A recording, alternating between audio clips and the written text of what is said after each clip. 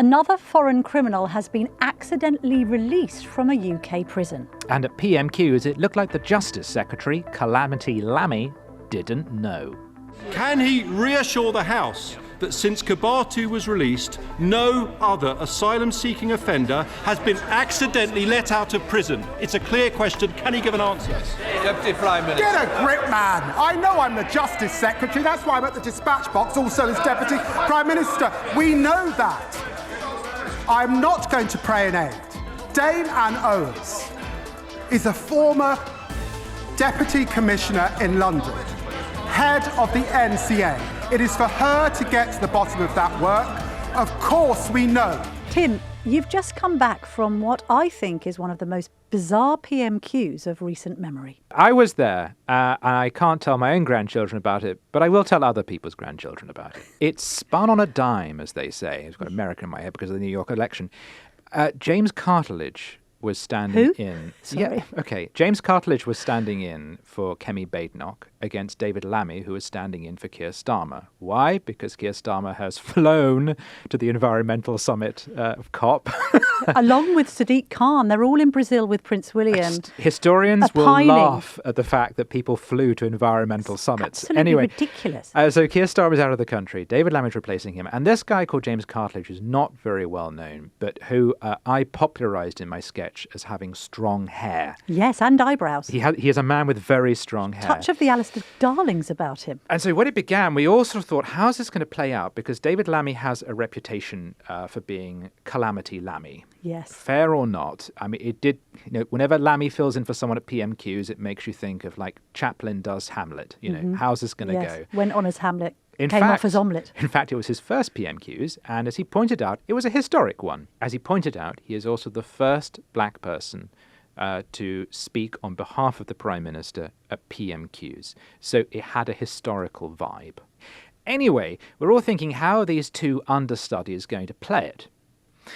And we were braced for Calamity Lammy, but actually it looked as though Lammy had a very good PMQs, because it looked as though James Cartlidge had cocked it up. He's the Shadow Defence Secretary, I should point out, just in case. And he is also the son-in-law of Gerald Howarth, if that means anything to Thatcher fans. It's a small world. James Cartlidge had one question to ask, which was this. Can he reassure the House that since Kabatu was released, no other asylum-seeking offender has been accidentally let out of prison? Whatever you think of the strengths or the weaknesses of that question, Cartlidge went on to ask it 6 times. Was it 6 or was it 5? Well, this is the thing.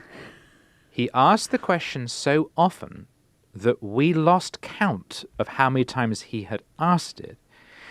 And it looked as though he got up to ask it again for a 7th time, but the Speaker questioned that and told him to sit down. Let's listen to Lindsay Hoyle intervening and trying to work out the maths of the situation. My constituent, Georgia Hart. Well, I got it to 6. James Cartlidge. Order. It is 6. All right. 6. You've had your 6. Sorry, I was correct. Jonathan Brass. Again, regardless of the strengths of the question, the fact that he asked it again and again tested the patience of the House. And David Lammy. David Lammy thought he had given a fair enough answer, and Lammy eventually lost what little patience he had and said this. It's a clear question. Can he give an answer? Deputy Prime Minister. Get a grip, man. I know I'm the Justice Secretary. That's why I'm at the dispatch box, also as Deputy Prime Minister. We know that. I'm not going to pray in aid. Dame Anne Owens is a former Deputy Commissioner in London, head of the NCA. It is for her to get to the bottom of that work. Of course we know that there have been spikes since 2021 under his watch. When did he come to this House and apologise? By the end of this back and forth, it looked as though it had been a disaster for poor James Cartlidge. And Lammy kind of did okay in the rest of the PMQs. He can be very good at this thing. Although, can I point out one thing that went a little bit wrong for him? Right, I know what it's going to be, yeah. He starts out in PMQs, and I keep on getting messages as I'm watching it on my computer, doing a bit of tweeting as one does, he's not wearing a poppy, he's not wearing a poppy. By the time those messages came through, he was wearing a poppy. So then I had to rewind the Telegraph live stream of PMQs, which we do every Wednesday, should you ever want to watch it on the website. And then I thought, no, hang on, at the beginning of all this, he's not wearing a poppy. Suddenly, somewhere halfway in between, in fact, after 20 minutes, one appears on his lapel. He then confesses to having bought a new suit and how important poppy wearing is. But if it's that important to the Justice Secretary, why on earth didn't he have one on all day? Yeah. So that was a bit bizarre.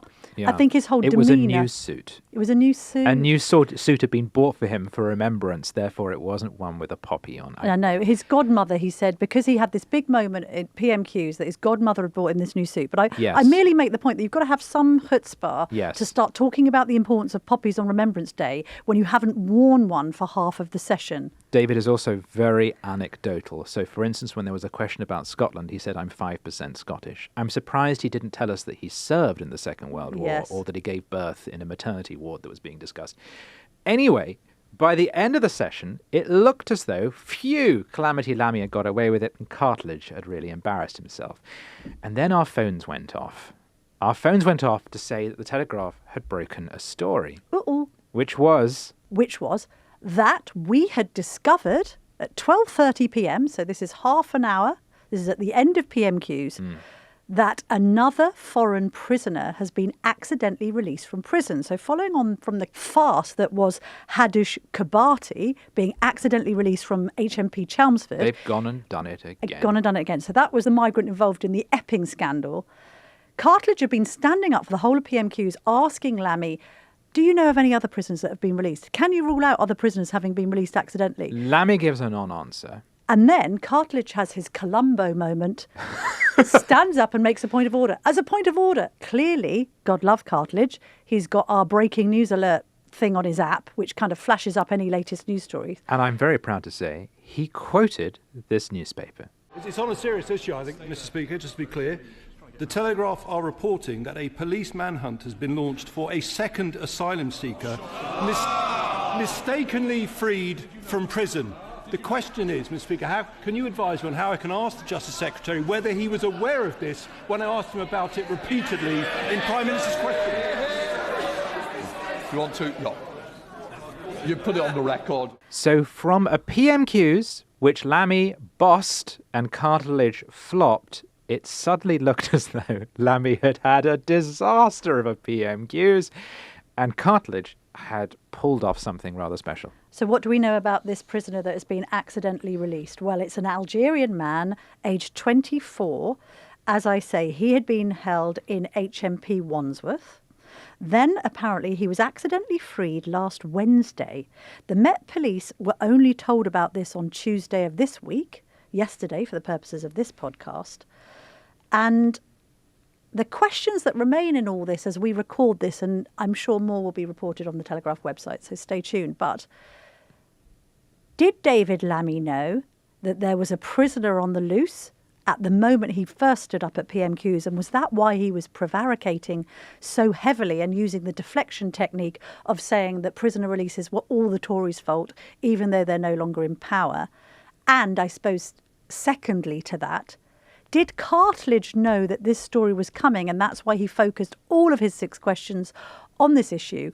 Or is James Cartlidge, has he suddenly become the luckiest man in Westminster that he questions on an issue that suddenly the Telegraph breaks just as they're all about to leave the chamber, so he's able to make this point of order at the very last minute? And by the way, it was the last minute. They were all getting up to leave him. They were. I think it's the latter. I think it's a case of strong hair, big luck. I don't think he knew this was coming.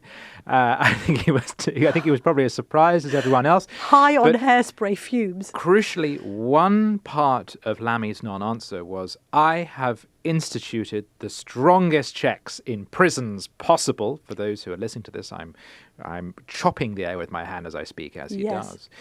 If so, how did this person get out? I know, the timing is absolutely priceless. Can I just blow a little trumpet for the Telegraph?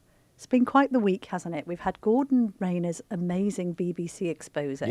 We've now discovered this second migrant on the loose. I mean, it's a good week for journalism at this newspaper. That's all I'm saying, Tim. No one else is going to blow our trumpet. Yeah. So we may as well just give it a little toot. But this brings us back to this question of institutional failure. And it's so great and so wide and deep that it feels as though the government's actually drowning in it. Yes.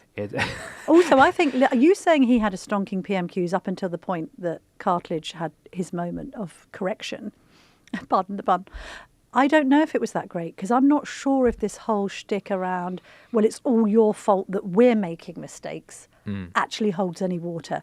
Yes, you can make a very good point about the Chris Grayling reforms that have denigrated prisons because they've got rid of all of the experience, brought in a load of people that don't seem to be able to control the cells.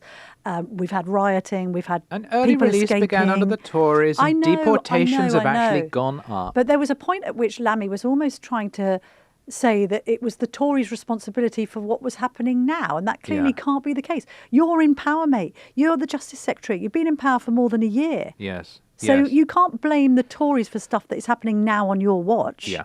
And also, the Tories and Labour are both parties of the system in capital letters. They are parties that reflect the establishment and the state and the way that it does business. They're not parties of tear things up, reboot, reset, like Mamdani in New York or Nigel Farage in the UK. They are parties that, will always say, and I'd like to take this opportunity to thank the hard-working public sector. That's what they represent. So I feel they own it because they are parties that represent the culture that are letting us down. Indeed.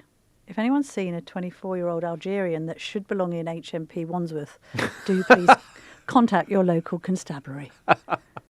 If you're enjoying our journalism, why not sign up to From the Editor, our free email newsletter? Start your day with the latest news and opinion, plus our bite-sized puzzles. Scan the QR code to sign up free today.